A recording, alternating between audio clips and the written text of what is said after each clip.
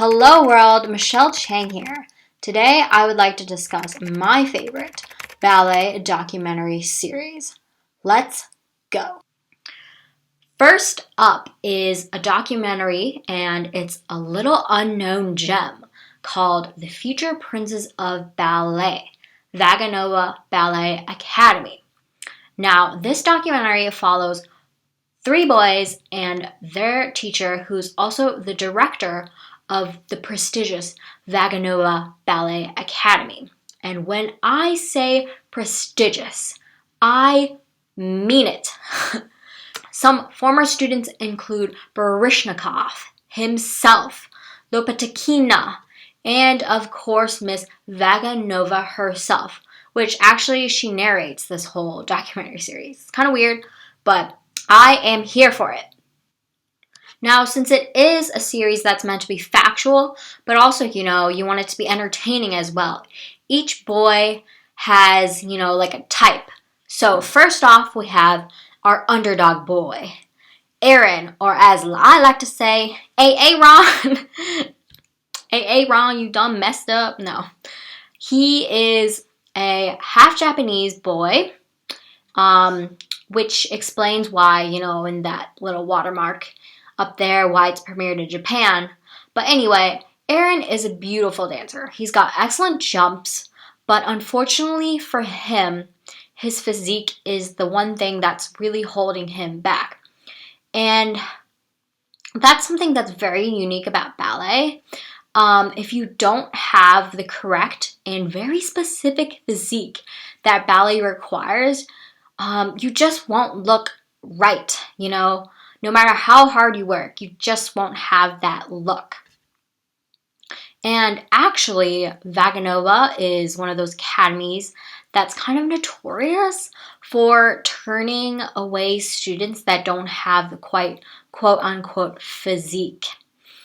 And also after watching this documentary, apparently if they don't have the right face either. I mean, take a look at this. So this girl right here in the shot is the one that they're thinking about kicking out of Vaganova. And if you look at her, she's got a great body. I'm sure she's got the ballet body, yet she just doesn't have the right face. And I mean, can you imagine that? You're a kid sitting here thinking, like, I'm putting in all this work, like, what am I doing wrong? And it ends up being something you literally have zero control over. So yes, Jesus, I feel so bad for her. Next we have a boy named Misha. He's the top dog. He's the teacher's favorite. He's tall, he's lean, he's got great flexibility, great feet. He is the entire package. And finally, we have Kirill. Sorry, these names, these European names got me thinking. Kirill, he is the headmaster's punching bag. And honestly, he's the punching bag for no really good reason at all, other than the headmaster just has something against him. And this poor guy is supposedly the bad dancer. He's lazy, he doesn't take direction, he isn't focused on ballet, which if you watch him dance, this isn't true at all. He's actually really, really talented, and maybe he doesn't appear to be as focused as Aaron or Misha, but I think that's because he just doesn't feel welcomed in this studio. And any ballet dancers out there, you will know that if a teacher doesn't like you, it really tears you down and it affects your performance. Actually, at one of the studios I danced at growing up, I had this ballet teacher. She was actually the director of the studio, who just hated my guts. There's no other way to put it. And I remember once, on this very rare day over the summer, it was just me and another girl who were present in the class, so it was like a semi-private. And she was the teacher that day. And the entire class, the whole hour and 30 minutes of technique and the whole hour of point class afterwards, she wouldn't even look at me. I mean, she was giving all these corrections and all this attention, all these compliments to the other dancer and lifting her up and making her a better dancer. And she was giving me nothing. And I always had an inkling that she didn't like me, but this semi-private was just like made it just so clearly obvious that she hated me. And so, yes, I really felt for Kirill in this documentary series. And maybe some of y'all out there will as well. Его просто плохо учили. Вот они поработают и вырастет из него звезду. Ха-ха-ха, как говорят французы. Next up, we have a documentary called First Position. Now, I'm going off of solely memory here because I watched it right when it came out in 2011. But I can still remember a great deal about it, which I think is a great testament to how good it is. So, as I recall, it follows a series of ballet dancers as they gear up for the Youth American Grand Prix. I had to look that one up. I wasn't sure if it was that one or the one in Prix de l'Aisne. But anyway, the Youth America Grand Prix is one of the creme de la creme competitions in the whole of the ballet world for students. Now, each cast member in the documentary has like a type. So I remember there was Miko, the half Japanese superstar, and her not so superstar younger brother. His coach is laughing at him. Oh, poor guy. You know what? He finished strong there. He finished strong. There was Michaela, who's this beautiful black ballet dancer. And back in 2011, when this came out, being a black ballet dancer was quite, it made you stand out and it was quite glaring. And that's kind of like her shtick in this documentary. And so this is something that definitely needs to change about the ballet world, and it definitely irks me.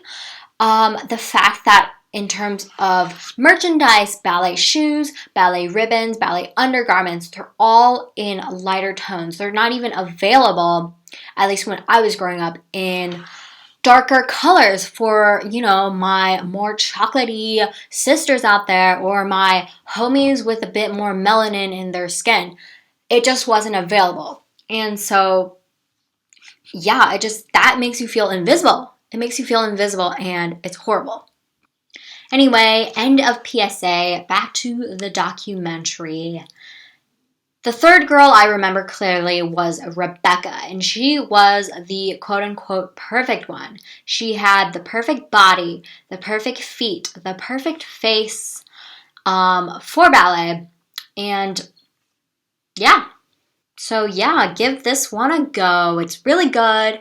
You get to see a lot about these dancers' home life, how they handle school and dance, etc., etc., etc. All right, time for lucky number 3. This one is called Ballet Boys. And I'm also going off of memory here.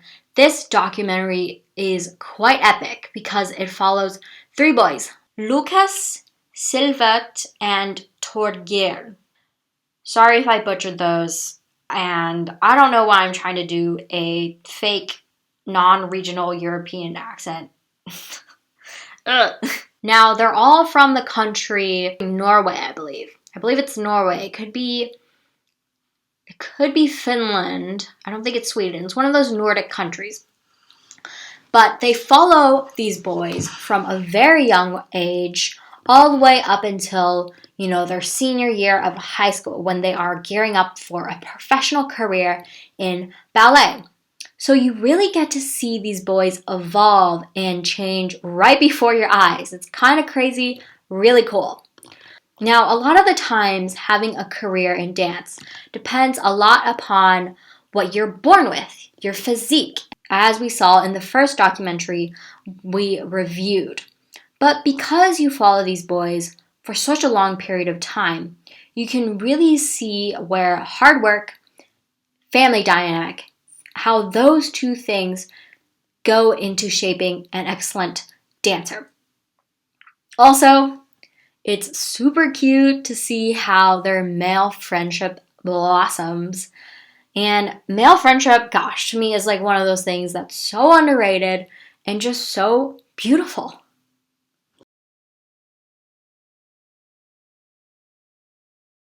Now, there we have it.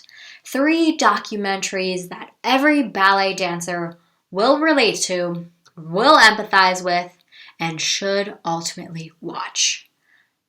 That is it. And I will see you in the next video.